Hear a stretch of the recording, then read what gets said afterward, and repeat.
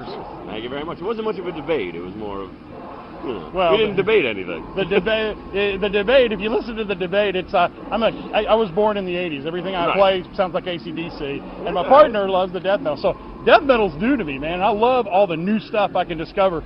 And Origin is definitely one of those discoveries, man. That's for sure. The 80s were cool. Yeah, you had good death metal in the 80s, you know. I'm more of a, like, I was the golden year, the 95 to 2000. Yes. I barely even got into a CD that came out since 2000. That was the end of it for me. Yeah. Once the internet ended new things for me, because it's just too easy now. I miss the days when I didn't know who was in Brujeria. It's like the only thing. When I thought Brujeria was really Mexican drug dealers, then the internet came out and ruined my life, and now I don't listen to anything new anymore. Oh, that's great. This is Cobra Page from Cobra and the Lotus. Hey, this is Cam Pipe from Syringes of Blood. This is Misty Abula from Your Chance to Die. This is Tim Roth from Into Eternity. This is Brittany Slace from Unleash the Archers. This is Sean Peck from Cage and Death Dealer. You're listening to the Great Metal Debate Podcast. Has there ever been a better name for a podcast? No. So turn it up.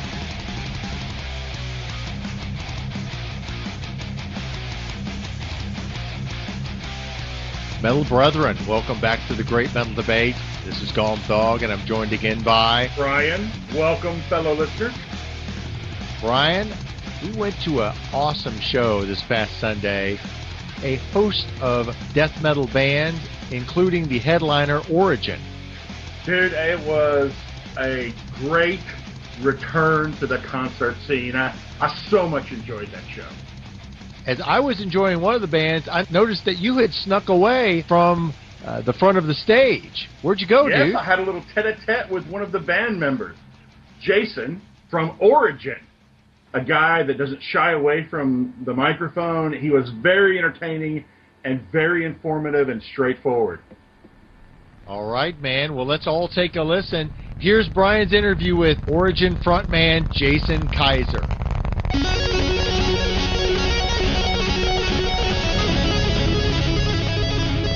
All right, so welcome to the Great Metal Debate, listeners, and with me today is Jason Kaiser. Jason, thanks for being with us. So, you've had a pretty good tour so far. Anything from the road you want to talk about? We've been out for a good, 7-8 weeks now, and it's been fantastic. I don't know. We did Summer Slaughter first, which was obviously, off the hook every night. Great bands, great lineup, everything about it was great. And this, our headlining tour, has been just as good, but in more of a DIY. Like the bands with us are just fantastic, and up and coming. Like King Parrot is going to be the next Blood Duster, which if that means anything. And Beyond Creation's got mad hype, so everything's been fantastic, I think. And excellent. So there's a difference in the tours. Yeah, absolutely. I mean, Summer Slaughter is more, I guess marketable would be the word. It's a little bigger, but still. And this one is, like I said, it's more for people that are more in the know, for more, people on the finger of the pulse of things, not just like, oh, there is a concert, I will go, I've never heard of these bands, which I got a little bit of that at Summer Slaughter, every couple of, pretty often people would be like, I've heard of Thy Art is Murder because I don't listen to much, apparently. Right. Well, that's cool. Any difficulties to speak of, or has it gone pretty good so far? I mean, for Summer Slaughter was smoother than most tours I've ever done. Surprisingly, I've heard horror stories. I've never done them before, but it was for us the smoothest tour we've done in years. And this one is, we're doing secondary market for this because we can't play the same places we did with Summer Slaughter. Right. And so we're bringing it to kind of smaller joints where people might not, not as populous cities, but. Aside from maybe not too many people coming out a couple times, it's been pretty fantastic, Well, we're here on a Sunday night. You still, got a decent crowd. You could have more, but that's still. I mean, I live by the standard of I would much rather any day of the week play to 10 excited kids than 100 bored kids. Absolutely. So. Yeah, that's great. That's good. Now, I've heard you guys talk about the progression of the band. Of course, you joined, what was the album you joined on? Well, I joined directly after they recorded Entity. So I wasn't on Entity, but I did all the touring cycle for that. And Omnipresence, a brand new one, is the first time I ever recorded with them. So. And so I've heard that they go from a progression. They used to be sort of considered thrash, and now they've gone into a very technical band, of course. added the fourth part of the technicality with your vocals. Mm. Where do you see the band going from here? I mean, are you guys up for recording and take some time off? Well, I mean, I think we're workhorses, so we're gonna tour as much as possible, Right. and the next album as soon as possible. Like, we're lucky in the fact that we're not at a level of success where anybody tells us what to do. Like, Right. we don't have anybody telling us what we need to sound like, what we need to look like, what our promo pictures have to look like, which Cool, is nice. cool. You know, we don't have to answer to anybody, so we can do whatever we want. So the future is open. You know, Paul writes whatever he wants, whatever he's feeling at the moment. He brings Right. back old riffs. He starts new riffs. You know. Yeah. So, do you think the band has found their sound? I mean, you know, is the next album going to be completely different, or do you know yet? I mean, don't do you know. think about that kind of stuff? Like I said, I mean, their sound itself is pretty established. Like, you hear Origin, like, people in the know, like, know what to expect. Exactly. They know what to expect from Paul. They know what to expect from John, Right. the drummer. They know what to expect from Mike, bass player. You know, I guess I'm like the newest addition, so I'm like, I was the wild card for this one. But Yeah. aside from that, I mean, and not for nothing, I think Paul has an influence in a lot of bands that are coming out now, like the whole tech death thing, the space thing, was something Right. that he was at least one of the pioneers, if not the pioneer of it, if Right. you ask me. Yeah. But, Okay, so, cool. who knows? I mean, and that's the whole point of now everybody's doing it, so maybe we'll do something else, and then we'll see what happens, Well, cool. who we can influence in the future. Right. Well, I've heard it said that you're kind of the fourth instrument of the band, and you know how, you know, the other musicians in the band are very technical, and now they found that fourth technical component of the vocals. Wait, do you see yourself that way? I mean, I don't even... Toot your own horn a little bit. It's okay, Nah. dude. Come I on, don't man. even. I barely see myself as a musician at all. I'm a performer, if anything else. And we played a show. This is like my favorite tour stories. Like, we played a show in Germany once, where there was one wicked excited fan in the front row who made me have his attention. Yeah. And it was like, come here. He's like, oh, I love Origin. You are great. You are three gods and a vocalist. And I got kind of sad. I was like, I guess. Fuck, man. But by the end of the show, I was like, he came up to me. He was like, now you are four. There you it go. is okay. The fourth guy. Yeah. So with a band like this, you're a musician's band, I would say. And do you balance that between like the metalhead, heavy metal, brutal guys versus musicians, or is it a balance? Do you even think about stuff like that when you're writing or playing?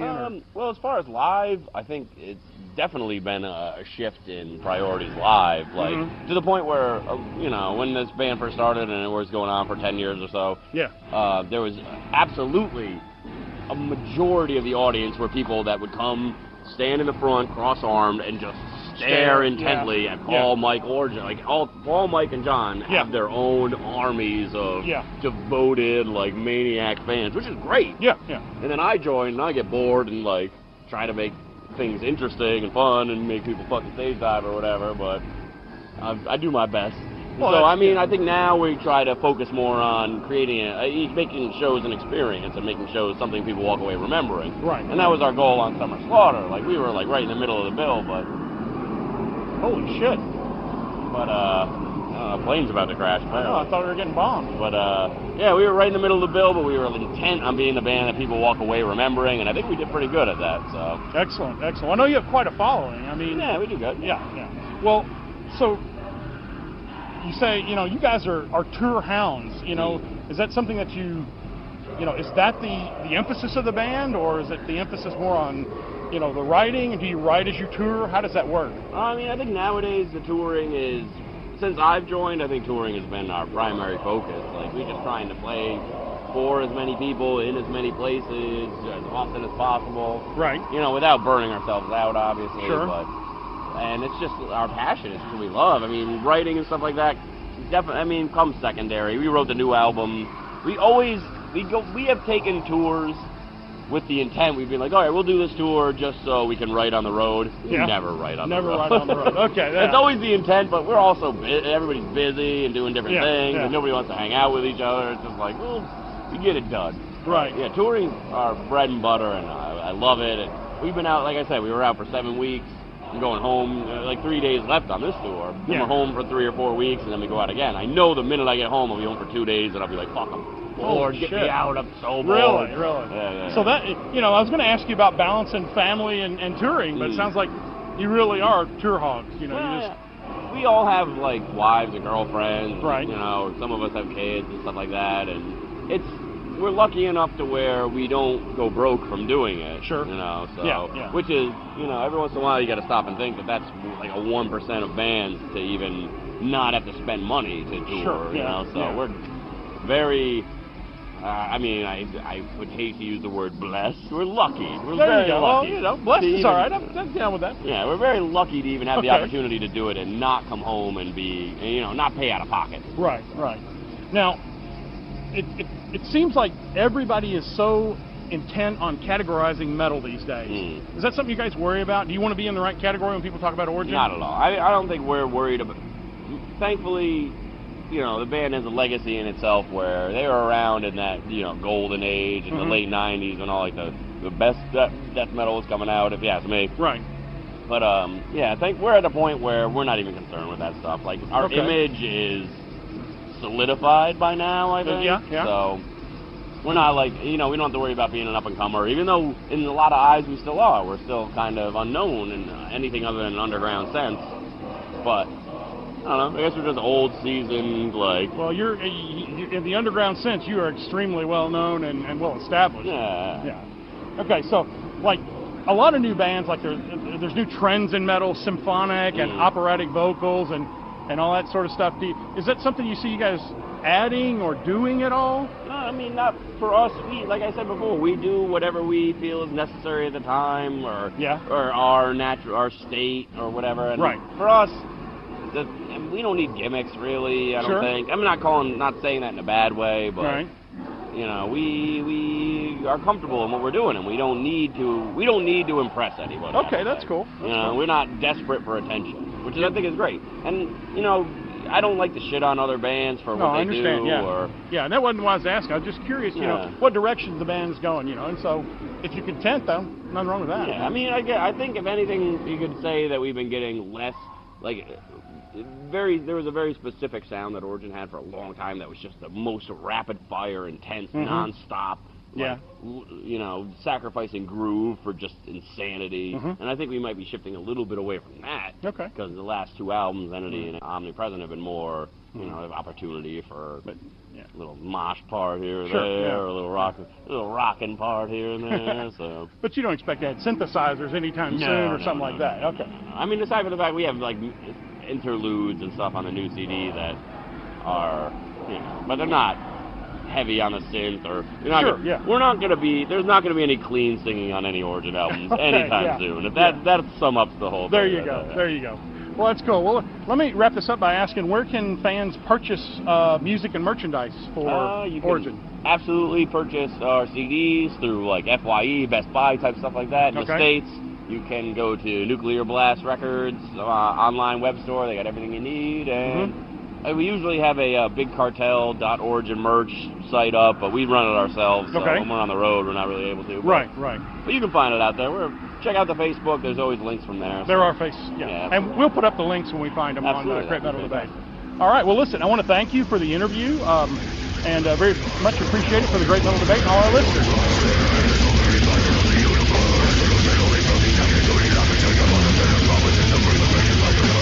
Man, what an impressive musician. I'm so glad that you had a chance to talk with him before we saw them perform live. Dude, I think he's the perfect addition for the fourth instrument to that band. You know, sometimes harsh vocals aren't seen as technical things, but he has not just a way with the vocals, but a way with the audience. I mean, he was engaging, and, you know, he definitely has a way of being a good front man. And one of the things that particularly impressed me was he talked about, and one of the things that particularly impressed me was his talking about touring and how, you know, they tell themselves they're going to go write, and this is a tour where they're going to write music, but they end up just touring. I mean, this is a band that loves to freaking play. I mean, he told me, you know, I think you heard probably that he's going home for a couple of days with the family, and then they're off again. You know, this is the third tour in a row. I'm very impressed with how much this band loves to play for the fans. To me, what was most interesting about the interview was his discussion. What was most interesting was his reference to the underground scene versus the more mainstream metal scene, and how he didn't say this explicitly, but they're really on that borderline. You know, they participated in the Summer Slaughter tour. A lot of folks there didn't know them. He even characterized that tour as kind of commercial, versus going to small venues like where we saw them, where the hardcore fans are. Well, you know, I think that band fits in both of those particular venues. You know, they can play the big tours. They can also play the small tours and carry a headline. I mean, like I said, this is a band that just wants to tour. They just want to play music. And their freaking show, dude, I thought I'd seen technical band members before. It was so freaking impressive and just unbelievable how good they were musically as well as freaking metal attitude-wise. I just liked it all around. Oh, absolutely. I mean, their brand of technical brutal death metal isn't like necessarily my favorite thing, but they are so gifted, talented, very impressive. Well, this is a band that has taken shredding to a whole new level. Their shredding takes the place of power chords. And when I say shred, I'm including the drummer. I mean, it's just, well, it was fun and impressive to watch. Origin, if you get a chance to see them, go see them. You will not be disappointed. I second that. Well, Brian, that's it for this time. We'll be back with another great artist interview on the Great Metal Debate podcast.